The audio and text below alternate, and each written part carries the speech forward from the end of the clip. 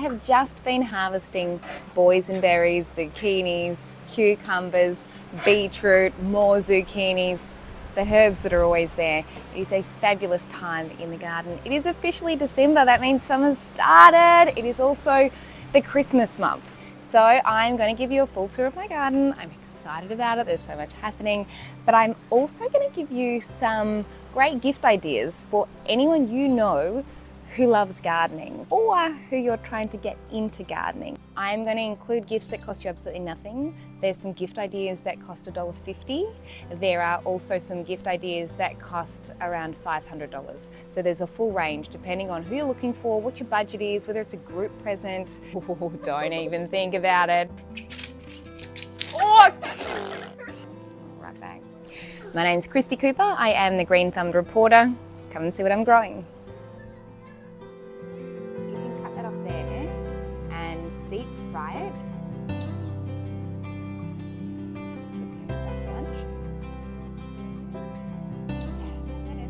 If you love seeing what other people are growing, hit subscribe. It means YouTube will show you my videos more often next time you log in. Also, these sorts of videos can be great to be on the TV. So you might already be watching on the TV, but if you're not, give it a go, because on the bigger screen, you just get lots more of the details. I think I might start with my zucchinis today because the flowers are open. They tend to open in the mornings and I haven't actually hand pollinated for a few days. So I'm going to do that right now and kill two birds with the one stone. Now, if you've got plenty of bees in your garden, you really shouldn't have to do this. And in theory, I probably shouldn't have to do it either, but I do find it helps. Okay, so over here, something's been eating that.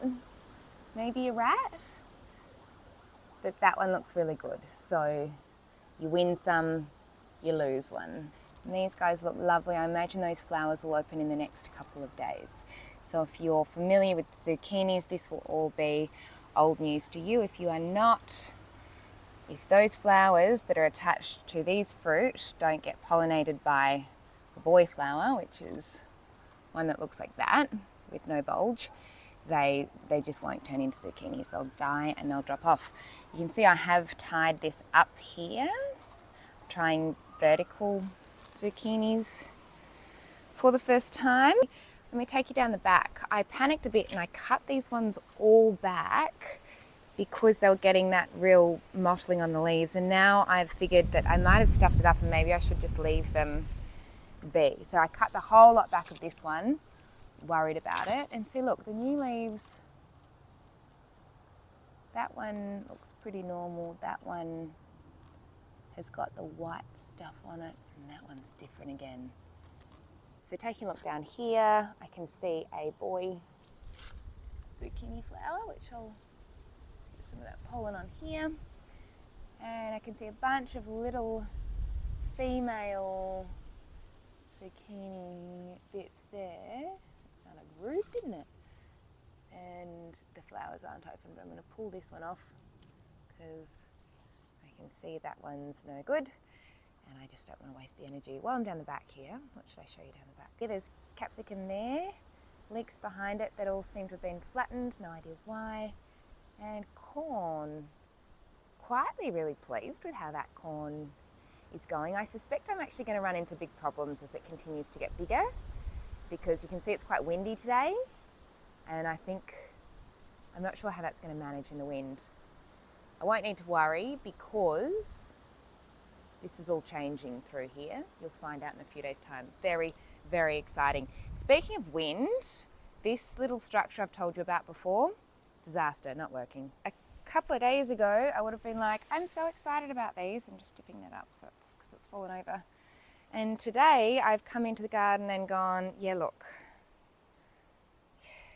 One, the pot thing with the arch, yeah, no, doesn't work. It falls over in the wind.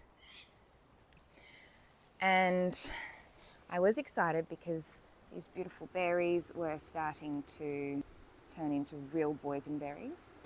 There, how gorgeous. And I thought I was being really clever by covering those that were nearly ripe with some bags. And then I've come in today and gone,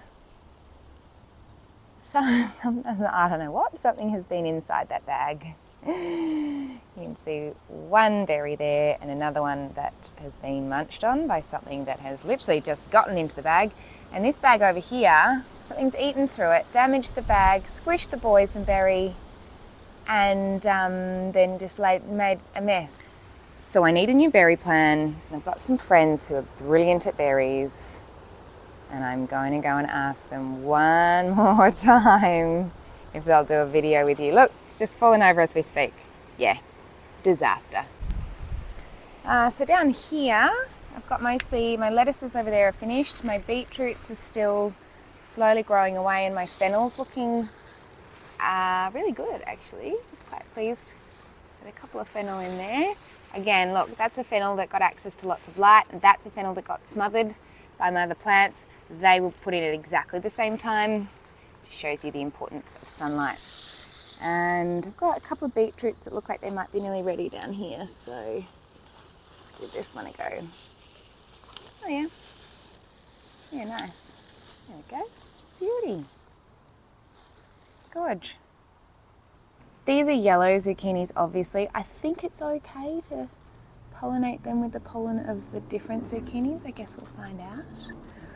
That flower at the back looks like it's wanting to close, so it might be too late for me to do this. I'll just get some pollen in there in case it's not too late. Okay, so I've discovered something new. That is a caterpillar. I'm just going to break that off and show you. Okay, that is a caterpillar that was inside that zucchini flower.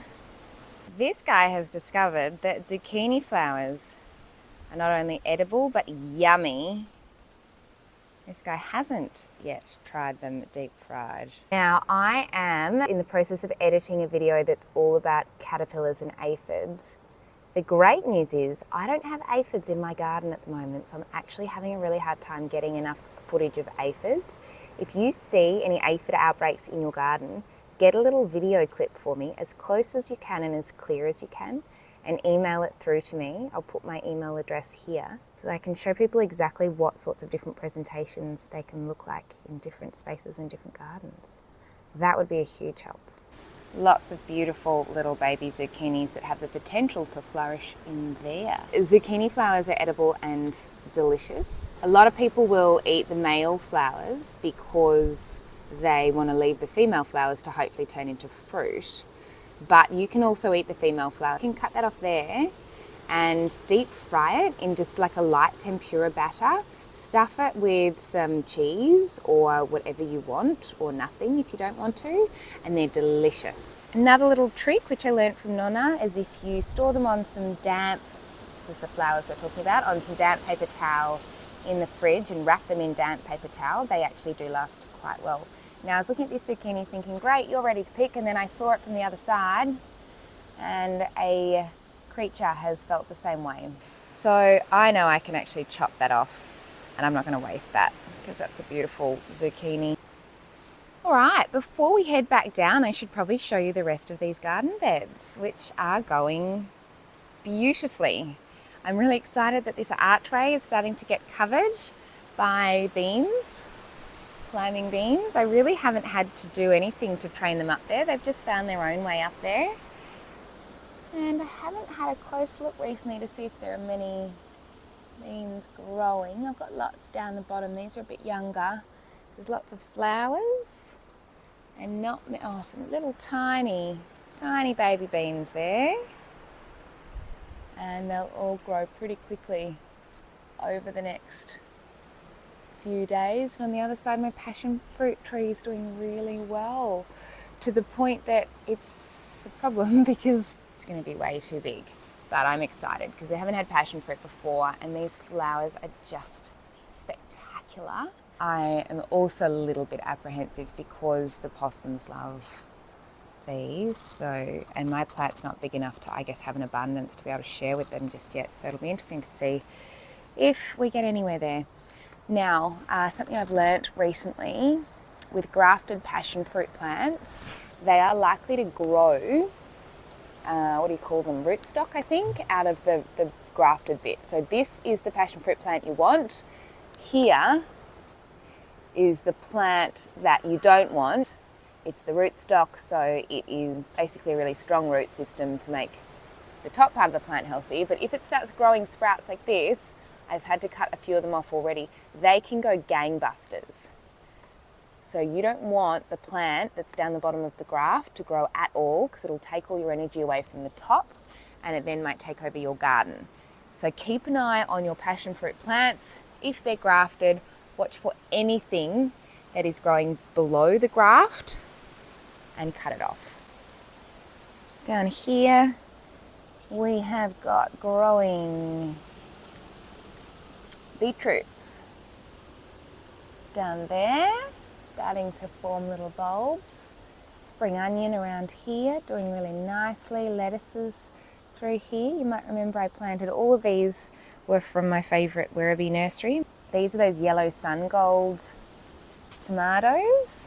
You can see it's falling over, so job for today, I need to stake that. I relocated my spring onion over here. It was in a pot and it was just drying out too quickly. It was too hard to work. So what have I got at the back there? I've got a tomato plant. I'm having to watch these really closely now because the tomatoes that have started to grow are really quickly getting eaten by birds. So you can see I'm trying to sort of train that one up there. I've got some cucumbers at the back there that also we've had a couple of challenges with. Something's eaten them off the back there. Yeah, so look at this. This was full of quite big tomatoes. They were the first ones that I was really excited about because they were like full, big, real tomatoes. I came to check on them one day and they were all gone. I had found a couple of them on the ground with beak marks in them. And the next day I came back and they were gone entirely. So this plant is wanting to produce tomatoes. You win some, you lose some, and you just have to plant so many things that the wins give you enough positive energy that the losses don't break your spirit. It's really frustrating when you nurture something and you get really excited for it to do what you want it to do, and then someone else beats you to it. So lots of tomatoes forming. I have bought some little mesh bags that I was going to put over the top of my tomatoes to stop the birds from getting to them. This is all looking very messy at the back here. That's all going to change. On Wednesday, we have got a huge project happening up here and I can't wait to show you what we're doing. All I'm going to say is that I was talking to the guys at Daisy's trying to get some inspiration for what I should do here, and they've come up with some brilliant ideas, and I was like, I can't do that, those things that you're suggesting. I don't know how to. They say anyone can if you know how to do it. So they're going to teach me how to do it, and I'm going to teach you how to do it, and we're going to learn together, and it'll be amazing. All right, so I actually don't have any more stakes that I need for tomatoes, so I'm going to use this little temporary stick to secure this guy for now, just to keep him alive and well, and then I'm going to have to try and get some more stakes. I've been actually doing a really good job of finding some great stuff in hard rubbish recently. If you ever see hard rubbish on the side of the road, just pay attention, look at it, because sometimes the simple things like stakes, they are trash to someone else, treasure to you. You can hear a bit of background noise. That is the boys playing soccer. They've been out shopping this morning for Christmas presents, which makes me think actually I've got some great ideas for garden lovers, which I'll share with you shortly. This guy needs support. Where are you going to go? I've been doing much better with my tomatoes this year at pruning them and staking them so that I can see what's happening. When they get too big and bushy, one, it doesn't really let the air flow through, and so they can be more susceptible to diseases. But I find the biggest problem is you can't really see where they're going and what they're doing. So you can't pick up on sort of black spot as soon as it emerges. Do another tie up there. Wah. So you're probably familiar with this plant string. Took me a little while to discover it, but It really is better than everything else because it doesn't damage your plants. Normal string can really cut into your tomatoes, for example, whereas this is soft and stretchy. If you want to find some online, I'll find the Amazon link and I'll chuck it in the description. I've said before, I've got like a little Amazon store set up, which just means that if you guys use the link, I can get a tiny commission from it. So it makes it easy for you to find what you need, and it's just kind of helps make all this worthwhile as well. So I want these cucumbers to climb up here, so I'm just going to help them. There's lots of birds and possums that use this space behind me, so I really am asking for trouble doing this. That'll do for now. I'm not sure if I've shown you guys this one before, but this is a rock melon plant. I've never grown rock melon before. I stuck the seeds in as just a random little spur of the moment thing when I was preparing rock melon for the kids. Sure enough, they sprouted and grew. So I think you're supposed to trellis rock melon. I think you also might be able to, I don't know. I've never grown rock melon before. It'll be very interesting. While we're here with the string, I'm just going to give this one a little tidy up. I'm going to cut off the bottom leaves to make space for this to grow vertically and stop it taking over this entire space. Let's see what's happening under here. That one can go.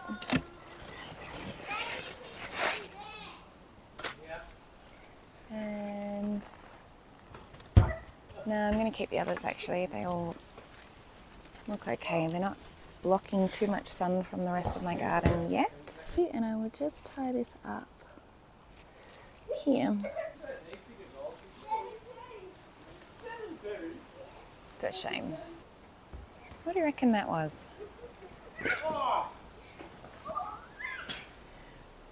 I want to take you over here now and show you some new additions to my veggie garden, because I feel like coming up to Christmas, we have been working out all of our presents at the moment, and I reckon these could make a really excellent Christmas present. So these are called glow pears. You've seen my bigger wicking bed before. These are like mini versions of wicking beds. So you put the water in there. There's a little reservoir down the bottom. You can use them inside as well because they've got a tray catcher, which I don't use because they're outside. But what it means is that you can then go away for a week or whatever if you need to and not worry about watering. They're a great present for someone who wants to start their garden, but they might be someone who's likely to forget to water, or they've only got a tiny little space. Maybe it's for your grandma or your mum who's a bit elderly. These little things here tell you how much water's in there. So green means it's full. If that's flat, it means it needs some more water. And again, you just fill it in through the side. You can even buy a number of them and connect them together. I'm trying to remember how much they are. I think they might be 130-ish, but I might be making that up. I'll put the price in the description if you're interested, and a link to where you can find them. I'm actually thinking I might get one of these for my brother too. I'm sure he doesn't watch these videos, or I wouldn't say that, but I reckon he'd love them. Also beautiful sort of table centerpieces. So, well, this is a bit of a work in progress at the moment. I've said before, once these start producing more strawberries, they'd actually just be gorgeous as a table centerpiece. Shout out to Ian at Daisy's Garden Supplies for this one. I had a whole lot of seedlings delivered in a really big tray. I could see it was clearly one that they used to grow their seedlings in, but it was no longer in use because it was cracked. And I was thinking, I'd really love to see if I can try and grow my own seedlings with that same really beautiful tightly packaged root system. But I'm going to experiment in trying to work it out. I hope they don't mind. But I'm always so impressed, by just how easy they are to plant and space and transport. So my buddies at Daisy's were so kind. I brought it in and I was like, could you help me work out how to separate this? And they chopped it up into smaller sort of seedling trays for me. So Ian, you're a gem. Thank you. I haven't forgotten that I've promised you to bring you some tomato seedlings. They're here and I am going to bring them to you. I've just been a bit busy.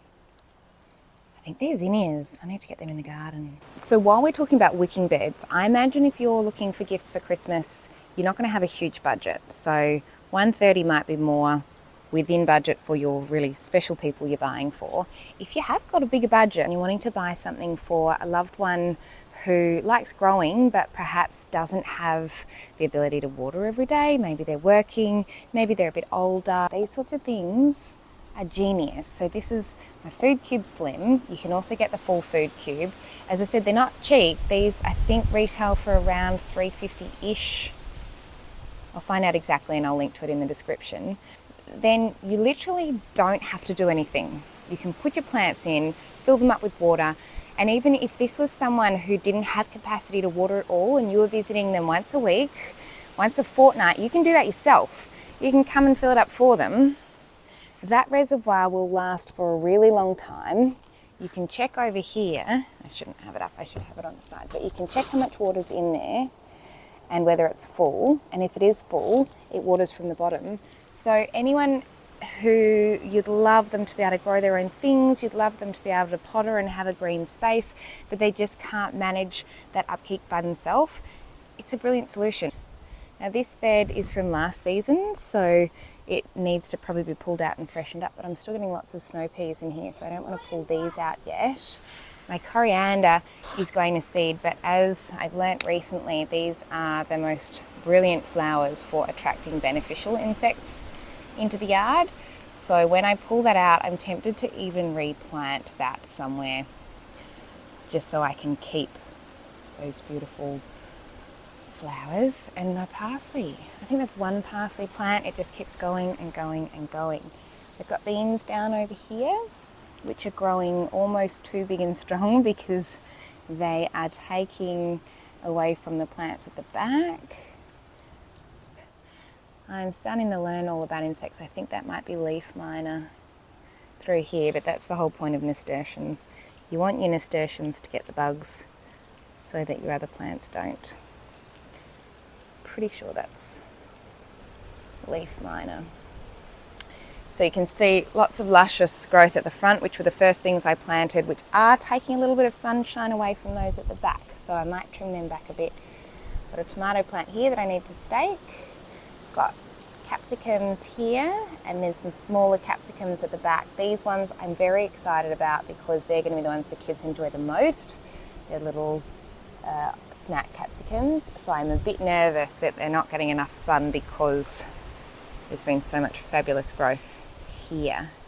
While we're over here, how's this? How's this?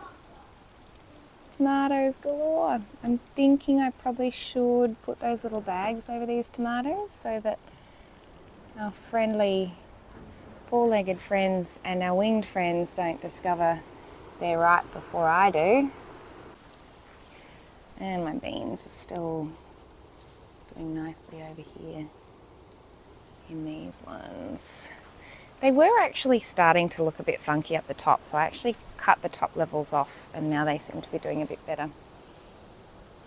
So here's another potential gift idea for you. This nifty little thing is a vacuum sealer, which is awesome for anyone who grows a lot of produce in their backyard and then needs to work out how to store it. So if you've got someone who's an avid gardener who already has everything, they don't need sort of more stuff, but they end up with lots of produce going, how do I store that?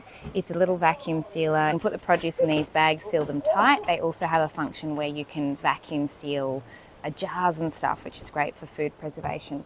Now this one has just arrived, and I'll be honest, I haven't even tried it out yet, so I'll save that for another video, but they have offered me a discount code for my viewers. So if anyone's interested in sort of vacuum sealing, food preservation type stuff, you can get 15% off using the link that's in my description. It's called a WeVac. But I know they will be fabulous once I start getting an abundance of food that I don't know what to do with it. Now, I think they're about $74. Again, it's not going to be the cheapest gift, but if you just need a little token for someone who loves growing their own things, these are $1.50 from Coles. You don't need to get them from Coles, you can get them from anywhere. They're resealable produce bags. I'm going to open it and show you. For $1.50, they're these little resealable mesh bags, which they're designed to put sort of your fruit and veg in at the supermarket, but if you put them around your fruit and veg on the trees and seal them like this and actually seal them so that the birds can't make their way in there. You can then pop that around tomatoes and stop them getting eaten. You can pop them around strawberries and hopefully keep the birds away. So if you're looking for a present for a teacher, you don't have a budget, but $1.50 is something you can manage, and you know that teacher loves growing their own things, that's a really thoughtful gift you can give them. If your budget is around that $1 or $2 mark, I've got even more suggestions. Seeds. Seeds, I reckon, are the best gift, particularly because they're so small and easy to transport. They're so cute, you could just so easily pop one of those into a card. Again, if you're looking for something for a teacher and you knew that that teacher liked growing things, or even if they didn't, it's just a really thoughtful gift. Particularly if you've ever heard that person talk about something that they love to eat, whether or not it's, you know, someone talking about how they're a big fan of kale or they love coriander. You either love it or you hate it. There you go, buy them a packet of seeds and it just says, I've been thinking about you and I've been listening to the things you tell me and I care about you. Here's another gift idea that's worth considering. Here are my heirloom planters from Gatherer, another fab local company. So they're just filled with water and a nutrient solution. So I think they're $39. They might be on sale at the moment. These would be a great little gift for people, again, who want to try growing things, but maybe don't have the time or energy to water every day. So this lettuce, you could sit that just on a table as long as it's getting plenty of sunlight, or unless you have an artificial grow light. That lettuce, you can just sort of pick and eat it as you go. You could put basil in there, you could put herbs in there. I have tried growing bigger things in there, and I would suggest, so I've got capsicum over here. I would suggest they're actually not big enough for capsicums and tomatoes, because as they get bigger, they tip over. I think the size is probably fine for cucumbers. My cucumbers were going great guns until I moved the pot and I accidentally bent the stem. Yeah, well done. But because they're vining and they're not going to necessarily tip over, I think that size would be okay for cucumbers, but they've got bigger sizes as well. So that's an awesome little gift idea. It does come with a nutrient solution, so a little pump bottle. You just pump in a few squirts and it fills it up with all the nutrients that you need.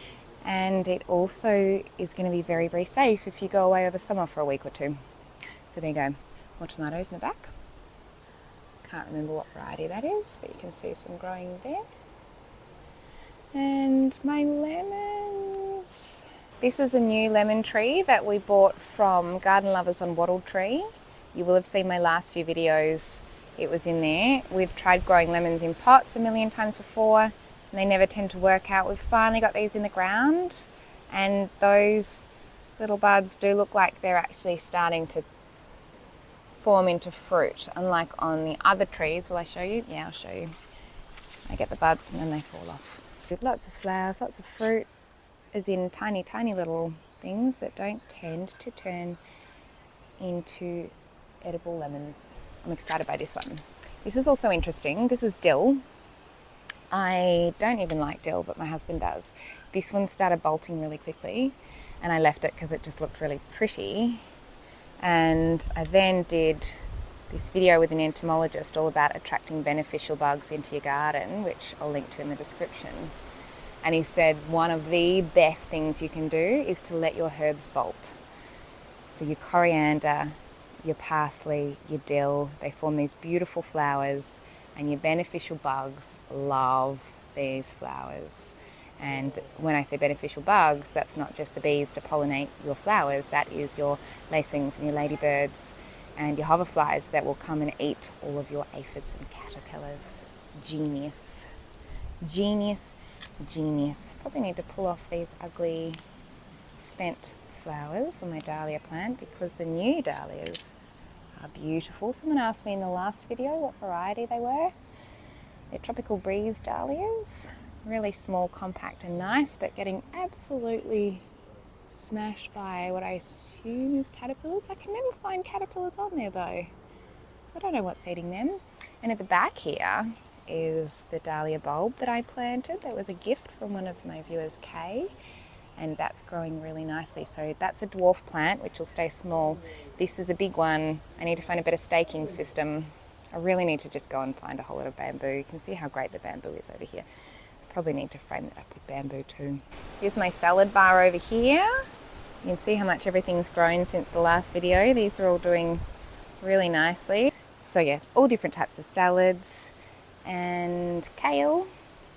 I did have these covered to protect the kale from the cabbage white butterfly, but the cover kept blowing off.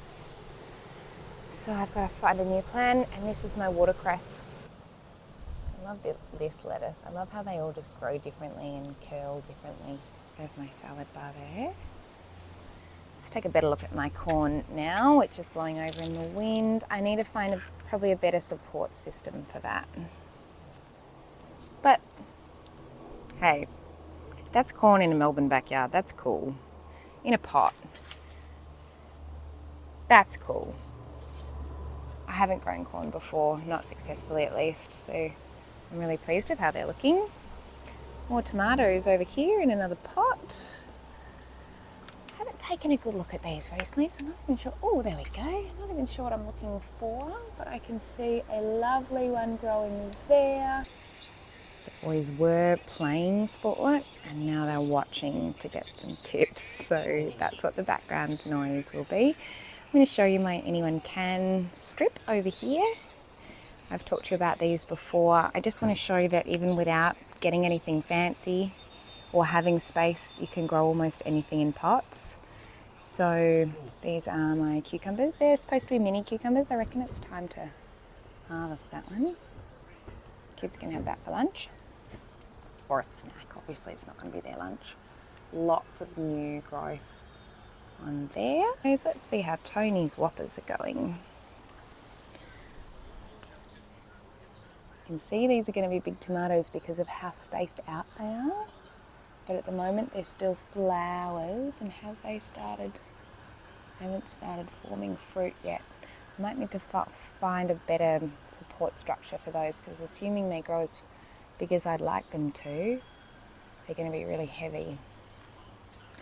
Other things I've got in these super easy, cheap pots. These are all recycled pots that I found in the garden. I had flowers in them beforehand. I think I might have bought a couple of extra at some stage, but they're like $11 or something. And chilies. Lots of new flowers forming on this chili plant, which I overwintered from last year. Peppers. Let's see how these guys are going. Might need to somehow thin them out a bit. I think they might get a bit crowded in there. Blueberry plant, lots of new growth on here. Not really any new berries, but I think that's okay. I probably need to just focus on growing the plant for now. I really shouldn't be trying to get an abundance of blueberries out of a tiny plant. I just need to focus on growing that plant.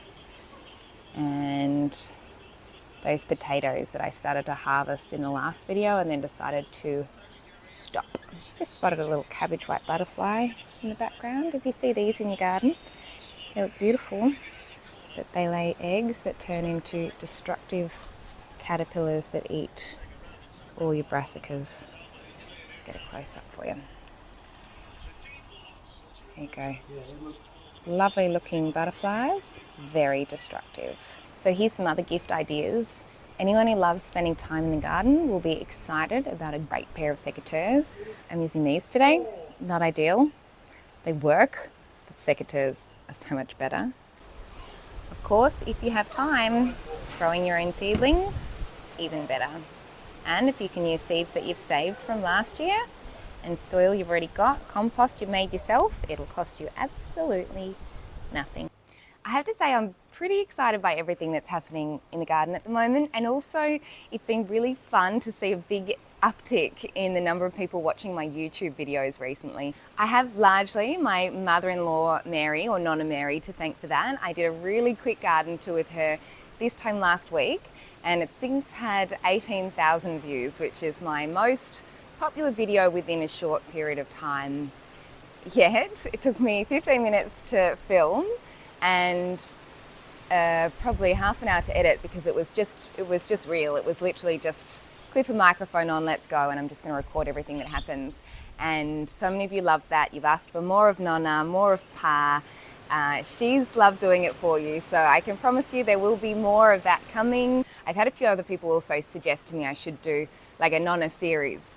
So if you've got a fabulous nonna or nonno, or a grandparent or a wise neighbour who gives you fabulous gardening tips, who you think we should feature on this channel, send me an email. Obviously it has to be within easy driving distance of Melbourne. It feels like only a few weeks ago I made a video saying, thanks so much everyone, I'm excited, I've just hit 500 subscribers, and I was chuffed at the time because, as I've said before, this is just a hobby for me. It's a passion project, I love it. Well, I've passed not only 5,000 now, but I'm up to nearly 6,000, which tells me that there's a lot of other people out there who love learning about this as much as I do. The best thing about the channel growth is it gives me license to use my journo skills to approach other people to get them on the channel. An example of that, I don't ever pretend to be an expert in gardening, but I know how to ask the right questions and I know how to find the experts. So the size of the channel now has made me feel a lot more comfortable reaching out to other people who are experts in whatever topic I want to learn about and saying, hey, can I interview you about XYZ? An example of that is last week I went to St Andrews. You might have seen this video, I've posted one of them, and I met up with Dr. Paul Horn, who's an entomologist, which is an insect expert. And I interviewed him all about beneficial insects in the garden. So for example, the ones that you want, not just the bees and the butterflies, but some of those that I previously didn't recognize as being beneficials. For example, lacewings and hoverflies. I also knew ladybirds were beautiful and beneficial, but I didn't understand just how cool and powerful they were. So thanks again to Paul for talking to me. There's a new video that I have filmed and I just have to edit it, which will be coming in the next few days, which is all about caterpillars and aphids in more detail about those two, how to get rid of them and how to address them. If you want to see more gorgeous garden tours, I have a whole playlist full of them. You can find them at any time just by searching for my name, Christy Cooper, going to my homepage, and there should be a playlist tab. Excuse me. There's a playlist tab. If you go into that playlists tab, you'll see a playlist called The Vegetable Garden Tours.